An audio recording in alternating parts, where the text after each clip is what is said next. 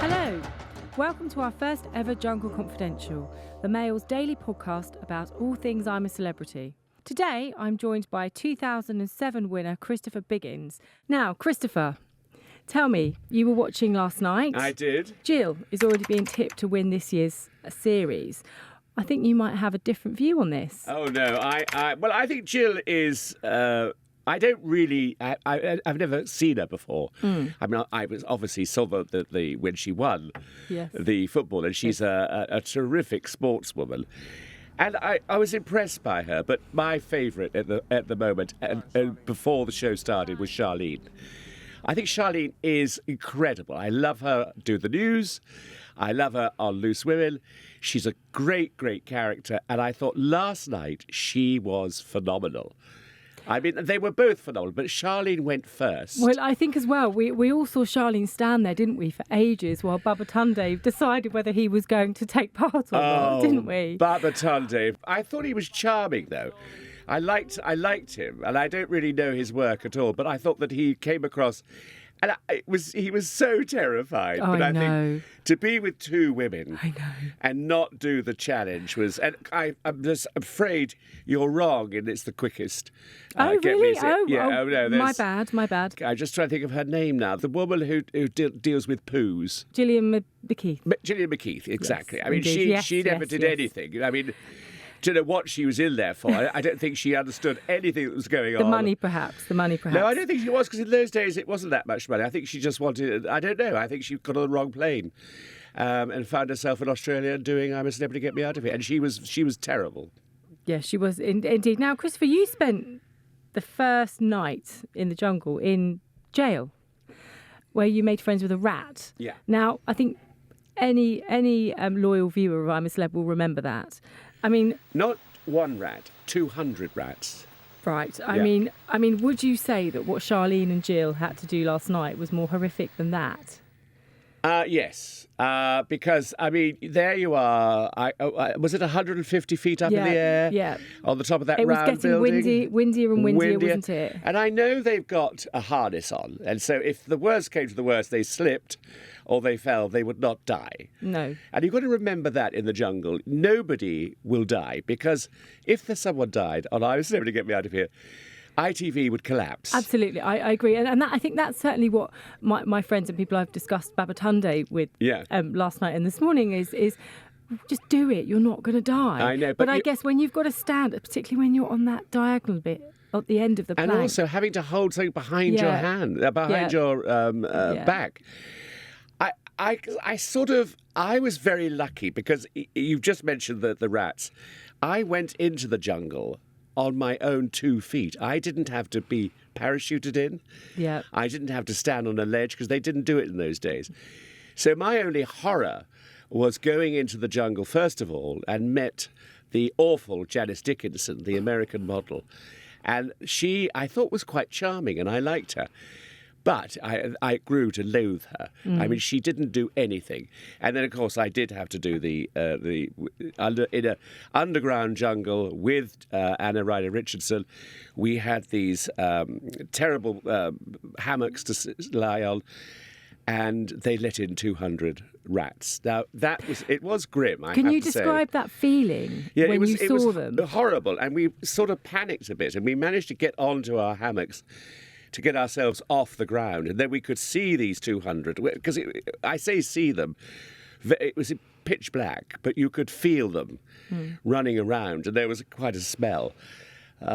So it was very interesting that, we did that. Then we fell asleep.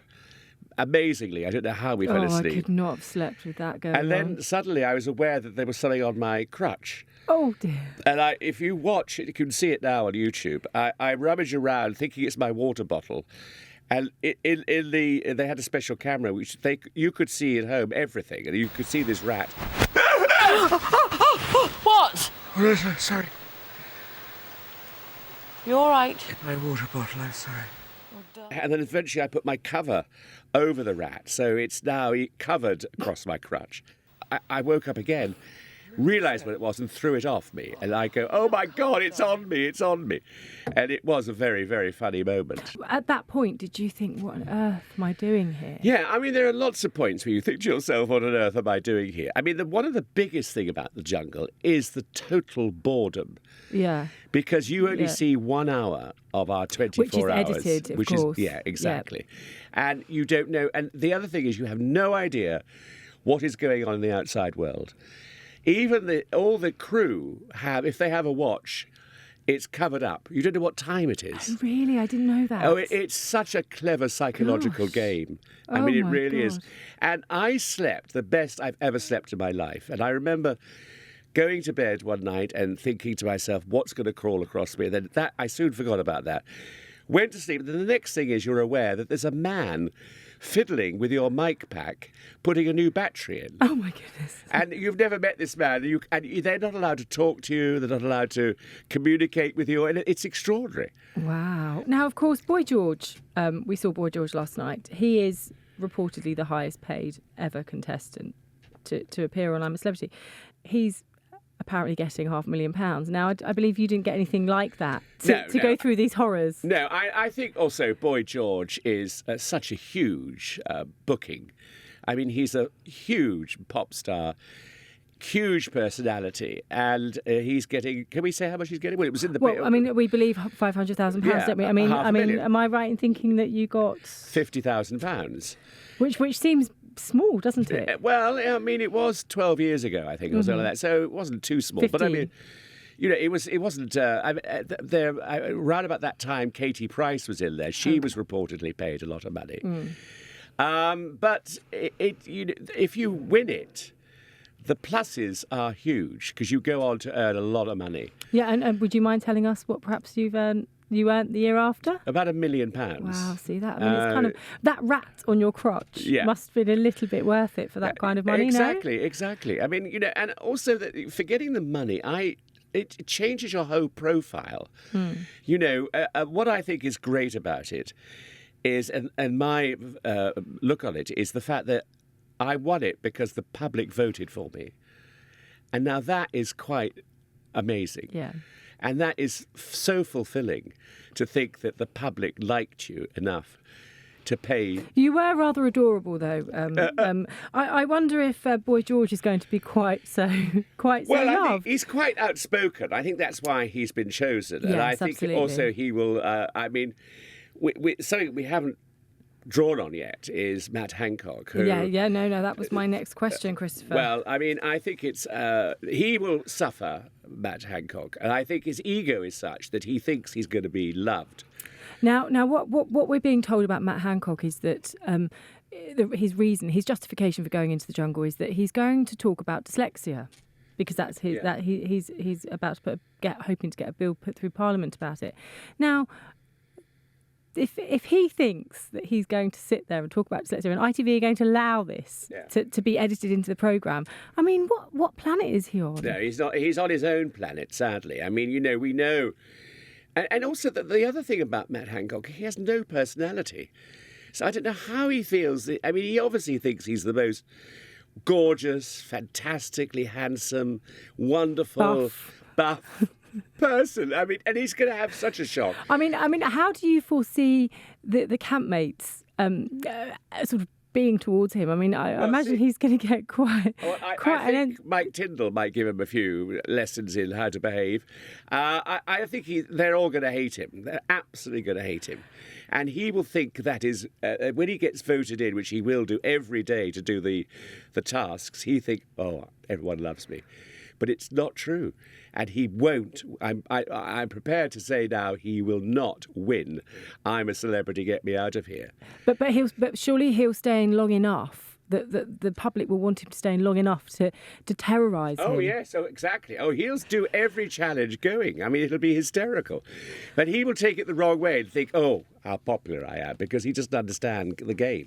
No. And as you say, he's completely self-obsessed, isn't he? Oh, I mean, totally. Rishi Sunak's come out today and said how disappointed he is in him going to the jungle, which, is hardly surprising, but quite a statement. What about the moment then when Richie went into 10 Downing Street to take up his position as Prime Minister of this country, and everybody, all the politicians were outside applauding, and he said hello to everybody, and he absolutely sidelined. It was brilliant, wasn't it? What a clip. I think that was the moment he thought to himself, I might as well do it. I'll do it. I'll do. I'm a celebrity. Yeah, Get me out of here because I'm not going to be in the government. Now, Mike Tindall is another big name. Obviously, until Matt Hancock came along, I think he was certainly the biggest signing. Now, last night he had quite a result, I think, with his challenge. He put his hand up first to go to take part under the boat, and actually he got away with it quite well. I mean, what do you feel his time's going to be like? Well, I think he's a real star. I absolutely like him. I love him, and I think his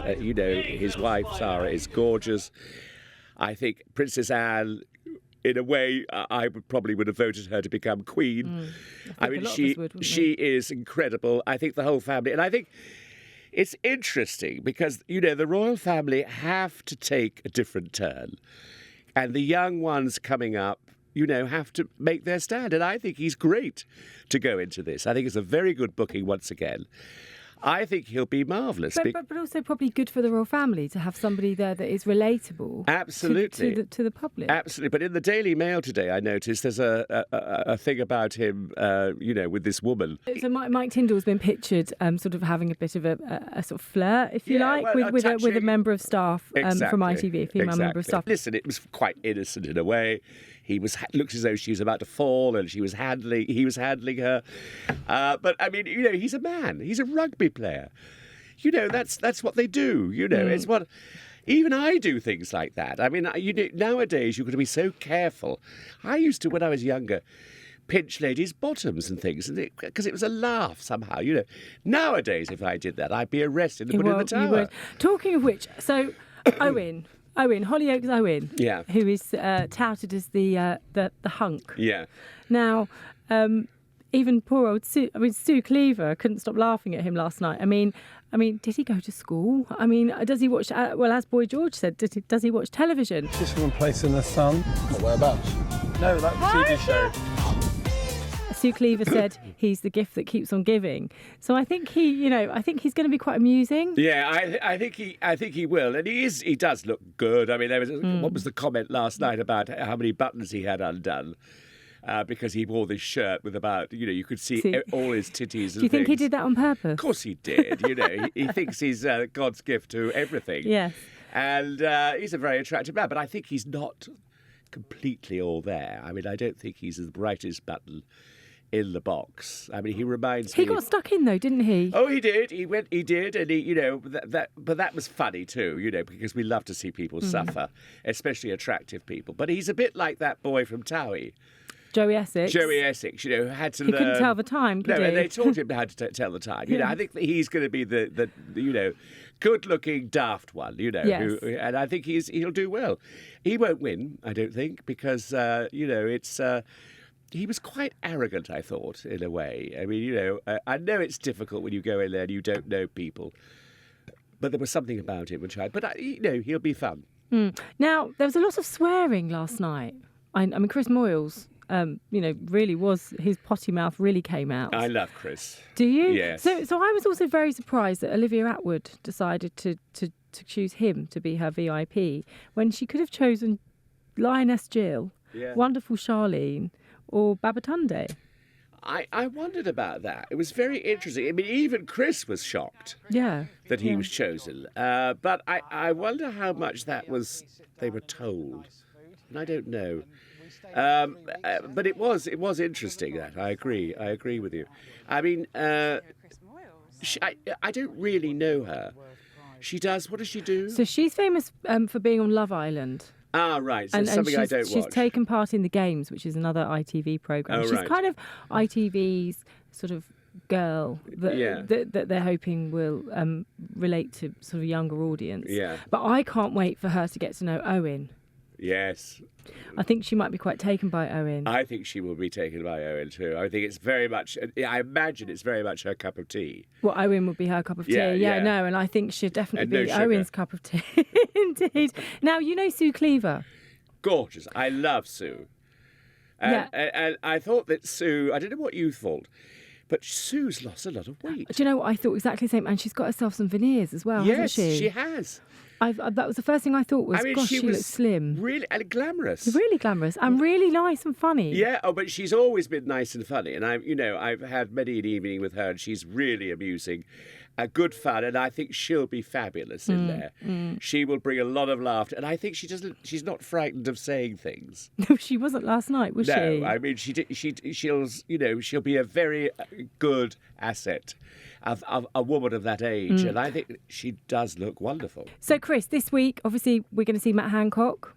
Yes! Which you're really looking forward to. Oh, my, I can't wait. Thank you so much for coming. I really love it if you could come back later in the series. We'd love to. Brilliant. Thank you. Good. Thanks for all your wonderful stories. Don't be silly. It's a pleasure. And I think it's going to be a great success for ITV this year. I think so too. I think the rating, we'll find out the ratings later, which I'm sure will be massive. And also Wales was so disastrous. I mean, if I'd gone to Wales, I think I'd have died. I'm a celebrity, Chris. get me out of here, I'm dying. You'd have been quicker than Babatunde to say that, wouldn't you?